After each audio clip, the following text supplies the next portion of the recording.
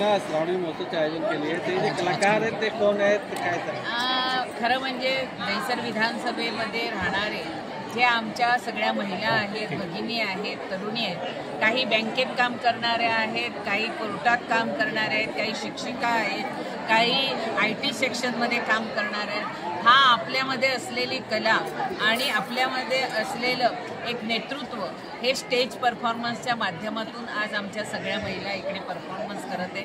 दरवर्षी श्रावण महिन्यामध्ये श्रावण महोत्सव हा आम्ही साजरा करतो आणि ह्या श्रावण महोत्सवामध्ये आजच्या ह्याला 285 भगिनींनी आज परफॉर्मन्समध्ये भाग घेतलेला आहे.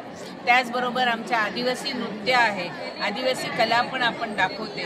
म्हणजे सर्व समाजाला, मुंबई कोणाची तर आगरी कोळी लोकांची, तर त्यांच्यापासून आमचं भारूड असेल किंवा आमचा जोगवा असेल किंवा आमची लावणी असेल किंवा आमचा गरबा असेल किंवा आमचा हरियाली असेल, हे सर्व प्रकारचे किंवा आता सर्वमध्ये इंटरनॅशनल वेस्टर्न डान्स म्हणजे आमचा चायनीज तो सुद्धा आम्ही जॅपनीज डान्स करू, असे सर्व परफॉर्मन्स एका मंचावर करण्याचा हा एक दिवस असतो.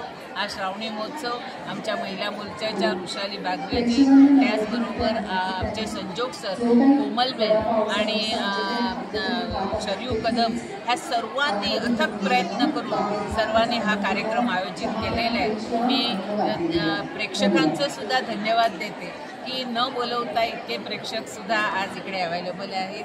त्यामुळे हा जे आमच्यावर असलेलं प्रेम आणि ह्यांना आयोजन करून दिलेला हा मंच, ह्याच्यामुळे एक सेतू तयार होतो आणि ह्याच्यातून प्रेम आणि गोडवा निर्माण होतो. काही लवकरच विधानसभा निवडणूक लागणार आहेत, कशी तयारी आहे तुमची? कारण यावेळी सर्वात जास्त चर्चा दहिसर विधानसभेची आहे.